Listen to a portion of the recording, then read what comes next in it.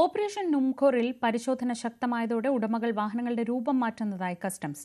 വാഹനത്തിന്റെ ഉടമകൾ നിറവും നമ്പർ പ്ലേറ്റും മാറ്റിയതായാണ് സംശയം. വാഹനങ്ങൾ സംസ്ഥാനത്തിന് പുറത്തേക്ക് കടത്താനും ശ്രമം നടക്കുന്നുവെന്ന സംശയത്തിന്റെ അടിസ്ഥാനത്തിൽ എല്ലാ ചെക്ക് പോസ്റ്റുകളിലും ജാഗ്രതാ നിർദ്ദേശം നൽകിയിട്ടുണ്ട്.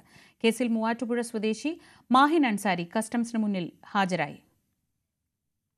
ഭൂട്ടാൻകാർ കള്ളക്കടത്തു കേസിൽ കസ്റ്റംസിന് കൂടുതൽ വാഹനങ്ങൾ പിടിച്ചെടുക്കാൻ സാധിച്ചിട്ടില്ല എന്നതാണ് ഇപ്പോൾ നേരിടുന്ന പ്രതിസന്ധി. ഏതാണ്ട് 180ഓളം വാഹനങ്ങൾ ഇവിടേക്ക് എത്തിയിട്ടുണ്ട് എന്നതെല്ലാം തന്നെ സ്ഥിരീകരിക്കാനായിട്ട് കസ്റ്റംസിന് കഴിഞ്ഞിട്ടുണ്ട്. പക്ഷേ ഇത് ആരുടെ പക്കലുള്ള പരിശോധനകൾ തുടരുകയാണ്.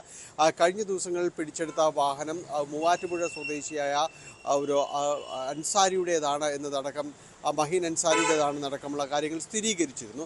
ഇയാളോട് ഹാജരാകാനും ഇതുമായി ബന്ധപ്പെട്ട രേഖകൾ കൊണ്ടുവരാനും പറഞ്ഞിരുന്നു.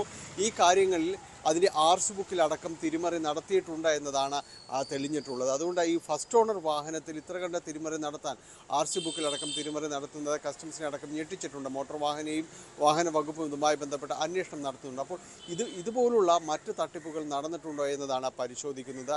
വലിയ രീതിയിൽ തന്നെയുള്ള റാക്കറ്റാണ് ഇതുമായി ബന്ധപ്പെട്ട് പ്രവർത്തിക്കുന്നത് എന്നതെല്ലാം തന്നെ ബോധ്യമായിട്ടുണ്ടെങ്കിലും കൂടുതൽ വാഹനങ്ങൾ കണ്ടെത്താൻ കഴിയാത്തതാണ് കസ്റ്റംസിന് ഇപ്പോൾ പ്രതിസന്ധിയിലായിരിക്കുന്നത്.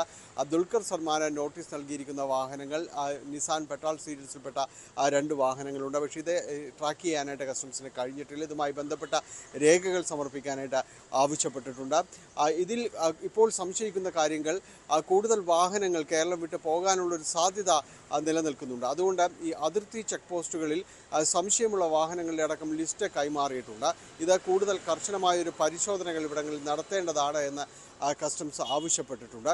അതോടൊപ്പം തന്നെ കഴിഞ്ഞ ദിവസങ്ങളിൽ ചോദ്യം ചെയ്ത നടൻ അമിത് ചക്കാലക്കൽ ഹാജരാക്കിയ രേഖകൾ പരിശോധിക്കുന്നുണ്ട്. പ്രത്യേകിച്ച് ഗാരേജിൽ നിന്ന് കണ്ടെടുത്ത വാഹനങ്ങളുടെ വിശദാംശങ്ങൾ ഹാജരാക്കാൻ പറഞ്ഞിരുന്നു.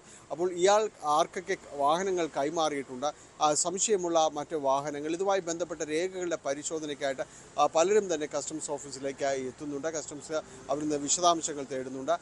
അമിത് ചക്കാലക്കലിന് ആവശ്യമെങ്കിൽ വീണ്ടും വിളിച്ചു വരുത്തുമെന്ന് തന്നെയാണ് കസ്റ്റംസ് വ്യക്തമാക്കുന്നത്. കൃത്യമായ രീതിയിൽ ഇത് ഇടനിലക്കാർ വഴി തന്നെ ഇതിന് വലിയൊരു കച്ചവടം സംസ്ഥാനത്തിനകത്ത് നടന്നിട്ടുണ്ട് എന്ന് തന്നെയാണ് കസ്റ്റംസിൻ്റെ ഇതുവരെയുള്ള അന്വേഷണത്തിൽ വ്യക്തമാക്കുന്നത്. അതോടൊപ്പം തന്നെ ED ഇതിൽ പ്രാഥമികമായ FIR രജിസ്റ്റർ ചെയ്യാനുള്ള നടപടികളുമായി മുന്നോട്ട് പോകുന്നുണ്ട്. ഇതിൽ കള്ളപ്പണ ഇടപാടുകൾ അടക്കം ബനാമി ഇടപാടുകൾ നടന്നിട്ടുണ്ട് എന്ന നിഗമനത്തിൽ തന്നെയാണ് ED മുന്നോട്ട് പോകുന്നത്. GST വിഭാഗവും ഈ കാർ കച്ചവടം സംബന്ധിയായ കാര്യങ്ങളിൽ അന്വേഷണം തുടരുകയാണ്.